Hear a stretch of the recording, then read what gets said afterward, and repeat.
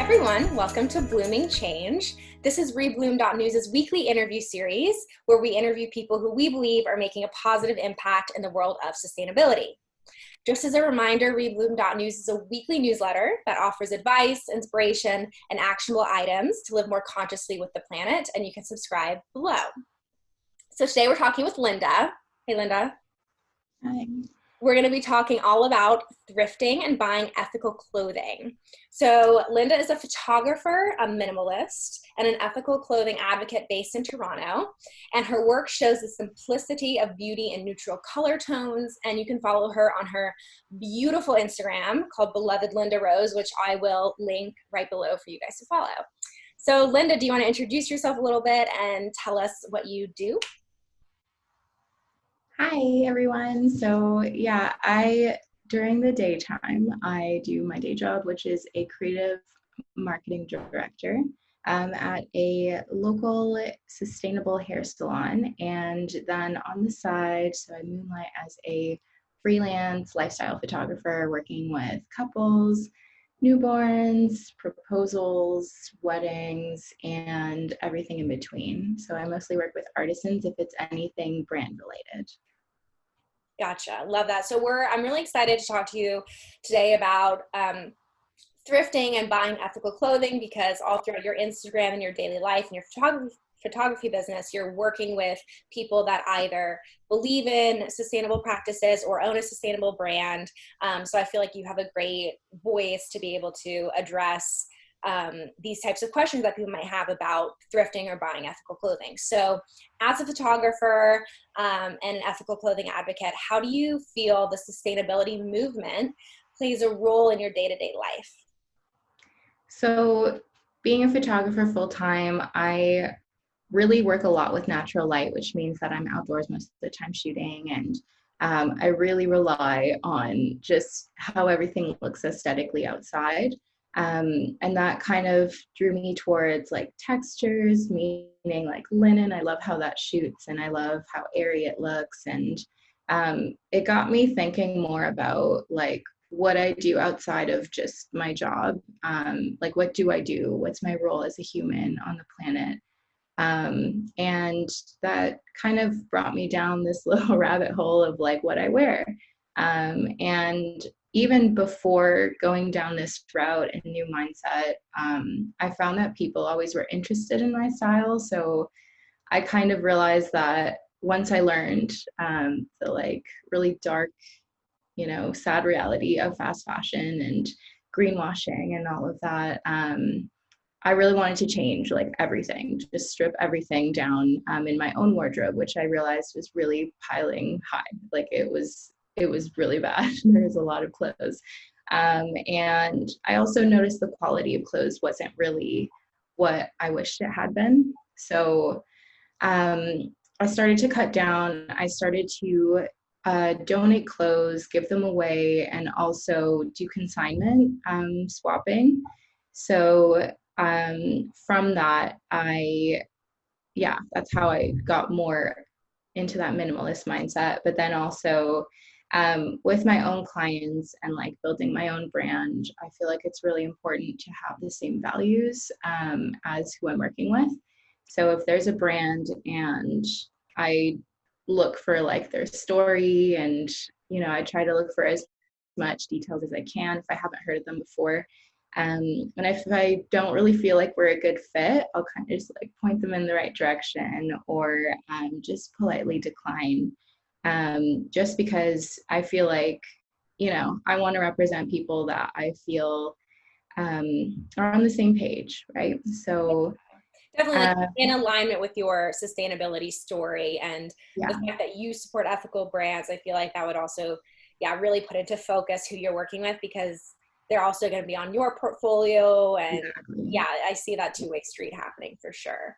Yeah. And so like even just making that conscious choice of like buying those ethically made clothes not only made me like conscious style wise, but just day to day, like what I do, like as just a single human, So like a big one for me was I used to be a barista.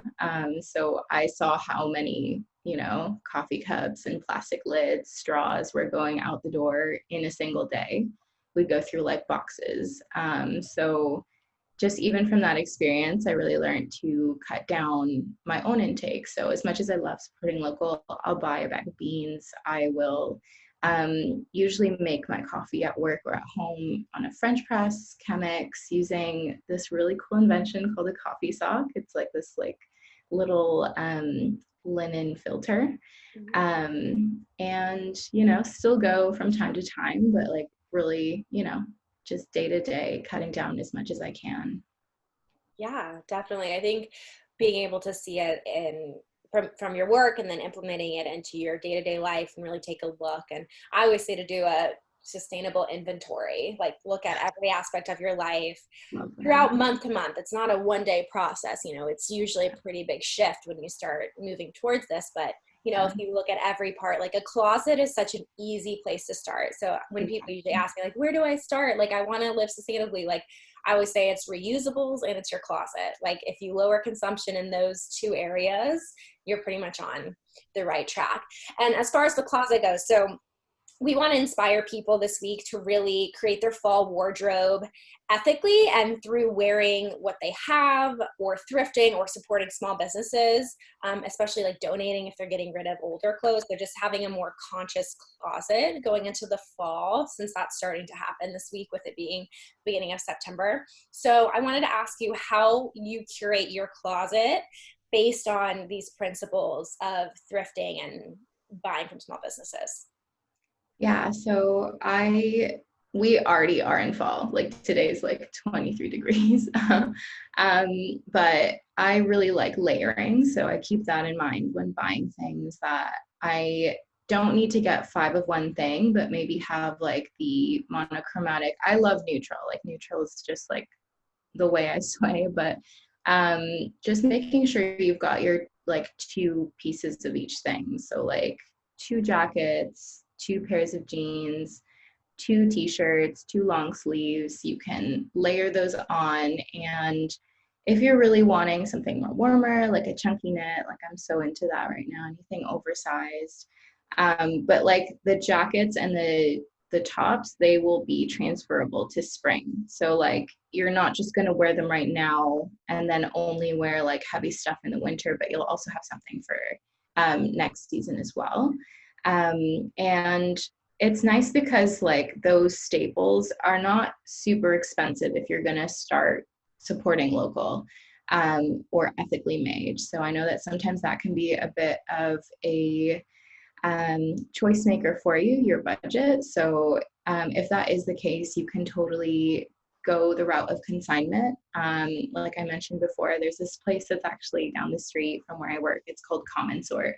They're amazing if you're going to start doing that, because they'll just give you either 50% of what they would sell it for as like a, you can use it as like a gift card, I guess, in their shop, or you can do 20% just cash out. So either that, or another thing that I find is a really great source to donate to is like homeless shelters, or there's also a lot of youth facilities that really appreciate those donations because they don't have big budgets for that.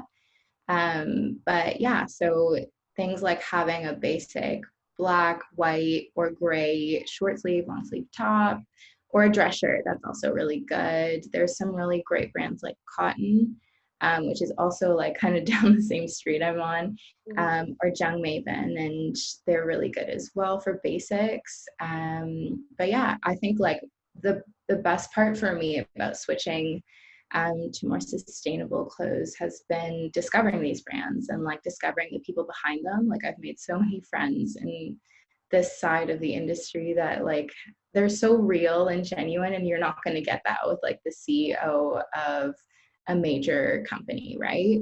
It's more personal, and you know who your money's going to and what causes they stand for, and usually they do have a lot of causes that they're with. And even upcycling. So if there's something you have in your wardrobe that you're no longer a fan of, I would say upcycle that. And if you don't like it for you, you can give it to somebody as a gift. Um, but just simple things like a scrunchie, a tote bag, like accessorize. So you've got things that are handmade as well.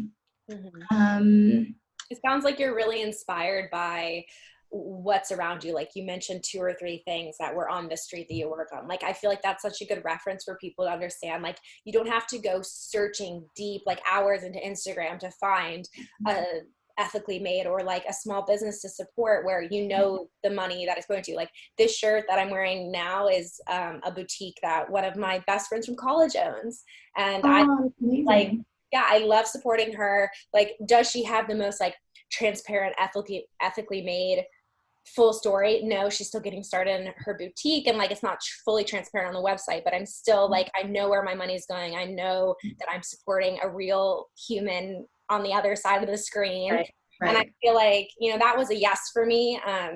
But when I'm searching on Instagram, I'm usually, searching ethically made hashtags or sustainable clothing or something against fast fashion, because I don't think we need to keep supporting that anymore. Like I know that a lot of people, they have no other choice than to shop into that price point, and or that's all that they have access to, which is totally understandable. And I feel like right now there's a big for secondhand September, which we're in right now, there's a big movement towards that, on educating people around thrifting and secondhand shopping online. So I think making those conscious decisions, whether you're shopping local or a small business or ethically made, is really important going forward. Yeah. So you mentioned, so do you have a process, because there are so many brands out there? How do you Yeah. find the ones you want to support, or how do you pick the ethically made or sustainable brands that you're into? So my first thing is the story. I love to see what people like, what their drive is, what their passion is, because I feel like, as a passionate creative, I know that I'm more drawn to people that are like that, like-minded. They may not be the same or whatever, but something along the lines of having passion for what they're doing, because I think that's super important, because that means they put more care into their work. So there's that, but also when I am looking on Instagram, I'll go to somebody I already follow. So for example, Seek Shelter. I recently worked with them, and they're an amazing brand in BC.